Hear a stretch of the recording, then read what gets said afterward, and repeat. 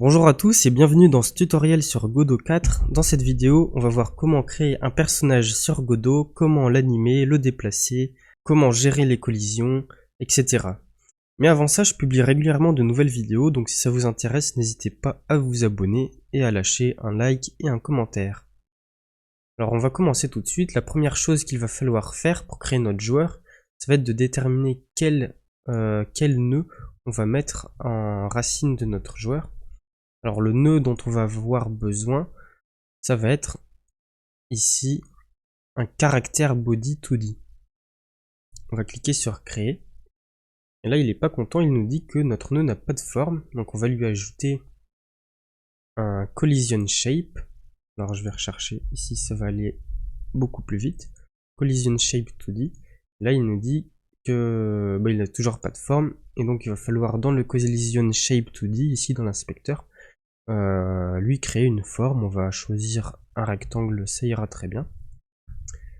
Et on va également lui ajouter un sprite pour qu'on puisse voir notre player. Pour l'instant on va prendre un sprite normal. Et alors on va avoir besoin d'un sprite sheet pour pouvoir animer notre player. Donc on va tout simplement glisser et déposer le sprite sheet ici dans le système de fichiers. Il est apparu ici. Et donc on va venir le glisser ici. Et je vais lui dire, en horizontal il y en a 8 et en vertical il y en a 12. Et frame, on va prendre par exemple la 80, ça nous affiche notre joueur. Alors j'ai pris un sprite sheet que j'ai trouvé sur internet juste pour l'exemple. Alors on va renommer la racine player. On va enregistrer la scène. Voilà, j'ai déjà d'autres choses que j'ai déjà créées, n'en tenez pas compte pour l'instant. Et on peut lancer la scène avec F6. Et vous voyez, alors le joueur il est ici dans le coin, on le voit pas bien. Mais pour l'instant on peut pas le bouger, on ne peut rien faire. Donc pour pouvoir déplacer le joueur, on va ajouter un script. Donc vous cliquez sur player ici à la racine. Et vous cliquez sur attacher un script. Le script je vais l'appeler player test. Voilà. Et on va cliquer sur créer. Alors, quand vous ouvrez le script pour la première fois, vous devriez avoir quelque chose qui ressemble à ça. On a déjà deux fonctions qui sont écrites. La fonction ready qui va être appelée par le moteur au moment où l'objet est créé. Et donc les instructions qui vont être exécutées seront exécutées au début de quand l'objet sera créé tout simplement. Et la fonction process, elle va être appelée à chaque frame, donc à chaque frame, toutes les instructions qui seront passées à l'intérieur de cette fonction seront exécutées. Alors on n'aura pas besoin de la fonction ready, et on va avoir besoin d'une fonction un tout petit peu différente, c'est physicsProcessDelta, qui fait la même chose, sauf que ça gère la physique en plus de ça. Alors pour déplacer le personnage, ce qu'il va falloir faire, ça va être de récupérer les inputs de l'utilisateur. Donc on va utiliser les flèches haut, bas, gauche, droite. Alors pour ça, il va falloir définir les contrôles dans projet, paramètres du projet. On va dans contrôle et on va ajouter des actions. Une action pour haut, une action pour bas, droite et gauche. Et donc pour chaque action, on va cliquer sur le plus ici. Et hop, j'appuie sur la touche haut, il me l'a détecté. Pareil pour bas. Ou sinon, vous pouvez directement aller chercher ici dans la liste, mais étant donné que c'est une liste assez longue, ça peut être un peu plus long. Voilà, gauche, droite, bas, haut, je me suis pas trompé.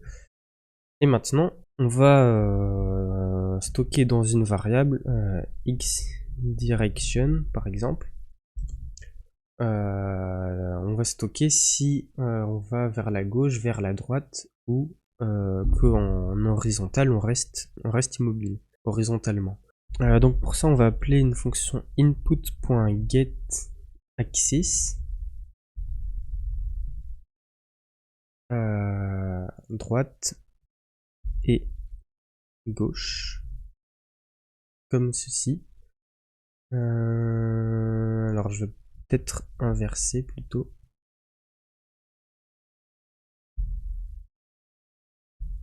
On va déjà tester juste ça. On va print, on va afficher x direction. Alors hop, la bonne orthographe, sinon ça va pas marcher. On lance le jeu. Là vous voyez que ça m'affiche 0. Si j'appuie sur la flèche de droite, on est à 1. Et la flèche de gauche, on est à -1. Ok, donc c'est bien ce que je voulais.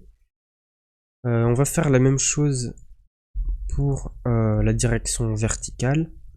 Donc on va stocker dans Y direction bas moins haut.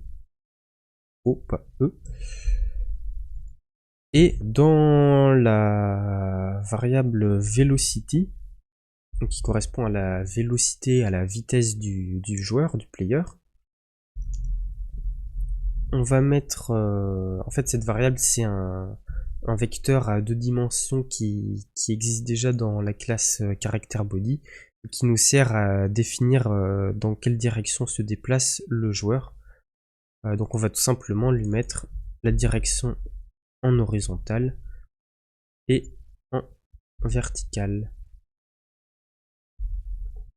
Et ensuite il faut appeler la fonction move and slide. Donc pareil, c'est déjà une fonction définie dans characterBody2D qui nous permet de déplacer le joueur. Donc on va tester ça tout de suite. Ah, ouais. Alors là le player en voilà, mais j'ai oublié d'ajouter une chose, c'est que là on n'a pas défini la vitesse, donc on va rajouter une constante speed. On va mettre ça à 200 par exemple. On va multiplier ce vecteur là par la vitesse, sinon là on va aller à 1 km/h. Et ça marche bien. Ah, par contre je me suis gouré. J'ai inversé bas et haut, évidemment. Enfin, vous l'avez peut-être pas vu. Et là, ça marche mieux. On a un joueur qui se déplace, mais pour l'instant, il n'a pas d'animation. Donc, c'est ce qu'on va faire maintenant. Donc, pour créer des animations, en fait, on va changer... alors, on pourrait garder notre sprite 2D et l'animer avec un animation player, mais à la place on va juste changer le type et on va prendre un animated sprite à la place. Là il me dit qu'il y a un problème. Animation, on va créer ici un nouveau sprite frame, on clique dessus, ça nous ouvre cette fenêtre là, cet onglet. Donc ici c'est la fenêtre où on peut créer des animations. Alors on va en créer une par exemple pour marcher vers le haut. Walk top. On va appeler ça comme ça. Donc on va cliquer ici sur ajouter des images depuis une feuille de sprite. On sélectionne notre sprite sheet.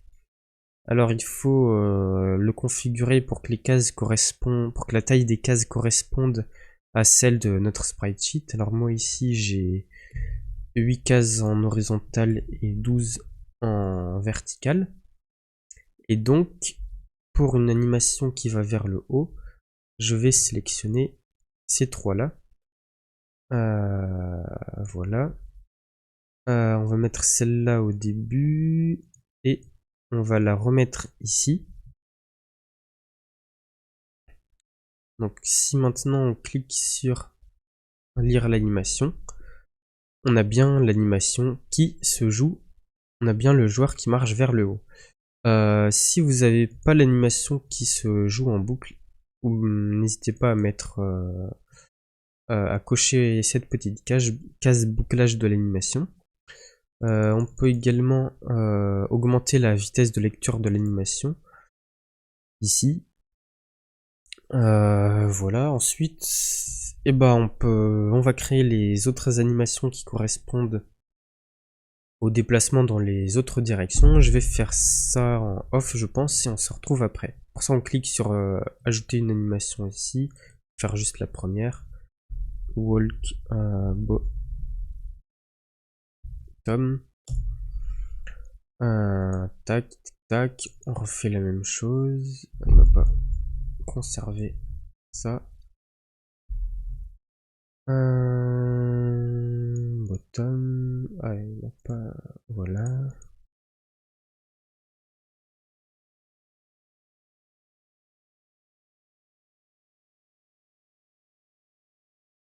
Bon voilà, on se retrouve. J'ai fait, alors j'ai fait que 5 animations sur les 8. En fait, on va utiliser une petite astuce, c'est quand on va vouloir marcher sur la gauche, on va utiliser cette animation là, mais on va juste prendre le signe métrique de la texture. Ici, vous voyez, on aura juste à cocher ce paramètre là. Donc ça fait 3 animations en moins à faire. Donc on va retourner dans le code, parce que maintenant évidemment on va vouloir que les animations se déclenchent quand on marche dans la bonne direction. Donc je vais créer une fonction schedule animation qui va prendre en paramètre les directions dans lesquelles on va.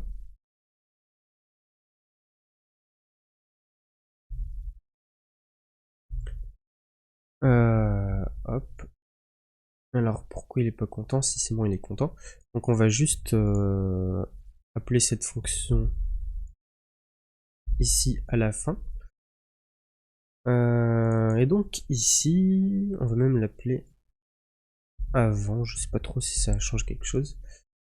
Et donc ici, on va en fonction de la valeur de x direction et de y direction, on va appeler l'animation qui correspond. Donc on va faire un match sur un vecteur 2 qui va contenir x direction et y direction. Ça c'est comme un if en fait, mais au lieu de faire if x direction égale 1, n if x y direction égale moins 1, elif, else, etc. On va faire match comme ça. Et donc si ça correspond à vecteur 2.right, alors right on peut regarder ce que c'est. Hein. Right ça correspond à vecteur 2, 1, 0. Alors par contre c'est en majuscule. Si c'est ça, on va... si ça me perturbe un peu, on va renommer ça animated sprite. On va appeler l'animation sur animated sprite 2d.play. .play, là comme on va vers la droite, walk right. Donc on peut tester ça déjà, je pense. Voilà, alors je sais pas ce que j'ai fait ici, j'ai un script qui n'a pas lieu d'être.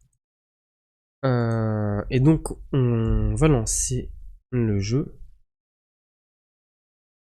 Et tac tac tac. On va peut-être zoomer un petit peu. En fait on va augmenter l'échelle, comme ça on verra un peu mieux.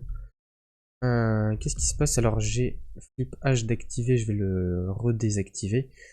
C'était juste pour l'exemple. Et donc quand on va vers la droite, on a bien l'animation qui se fait.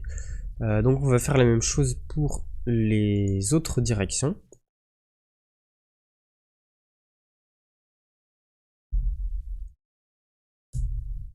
Donc si c'est vecteur 2. tiens, point left. On va faire... alors je vais faire des retours à la ligne. On verra un peu mieux. On va, comme je l'ai dit tout à l'heure, utiliser l'animation walk right. Par contre, ici, cette fois, on va mettre flip H à true.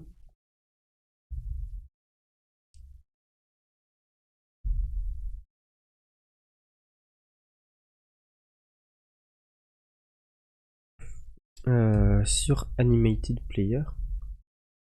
Animated sprite, pardon.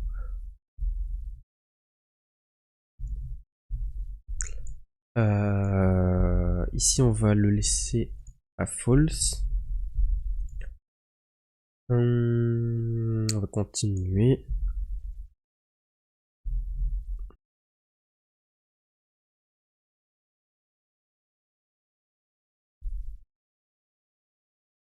Point up. Top.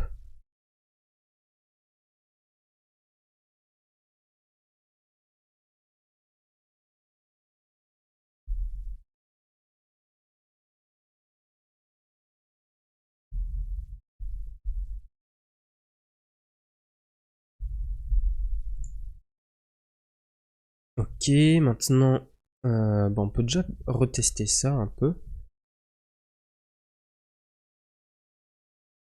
Ok, ça marche bien. Maintenant, on va faire dans les diagonales.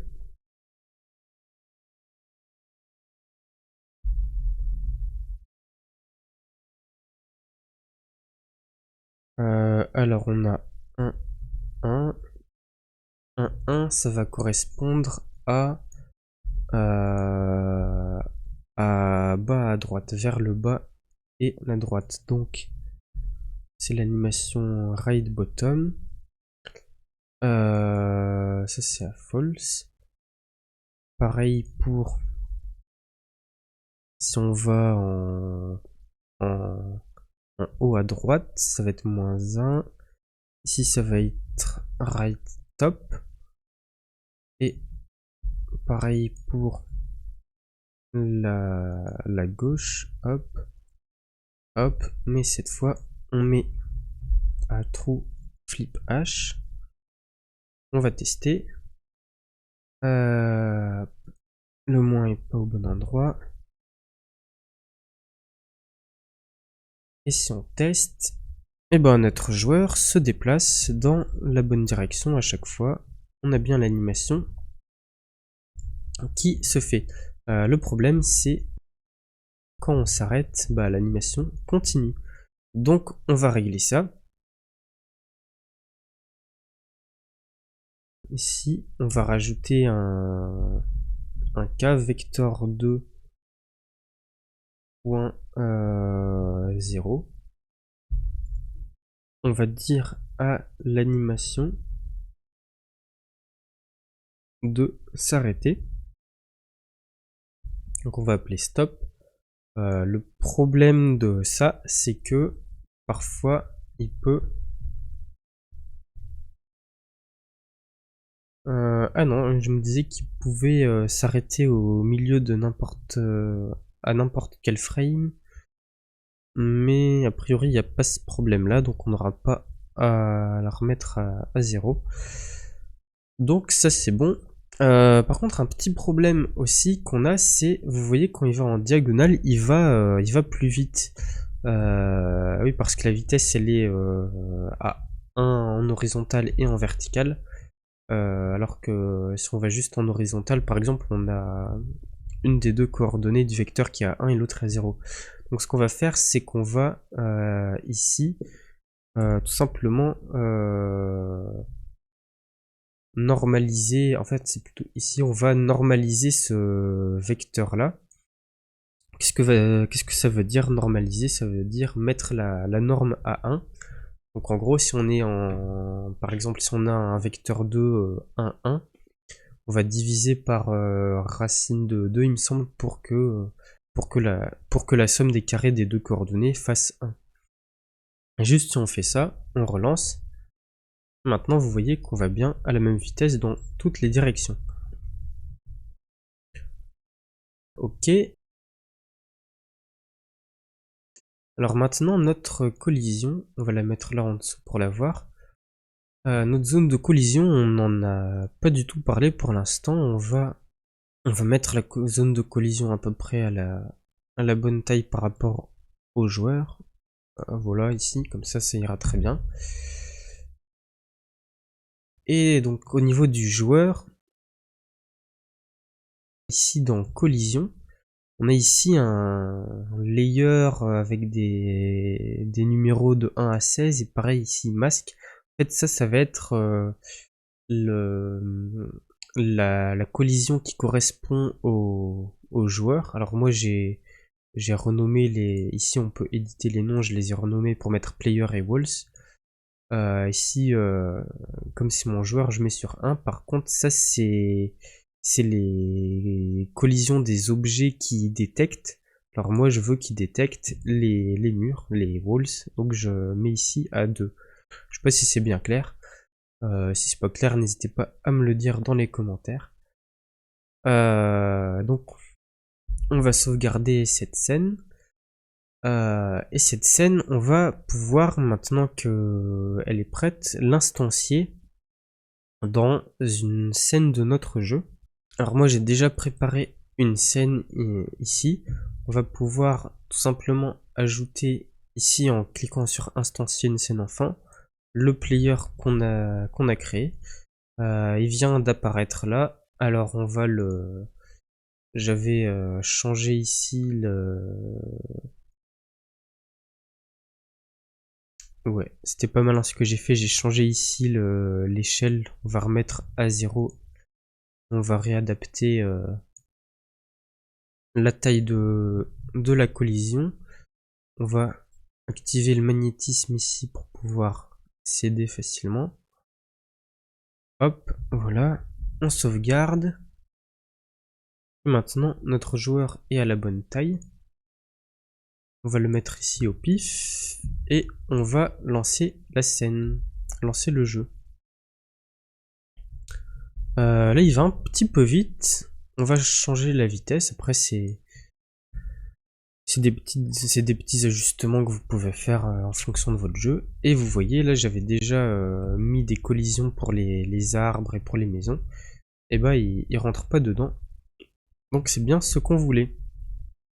Voilà, c'est tout pour la fin de ce petit tuto. Si ça vous a été utile, n'hésitez pas à me le dire dans les commentaires.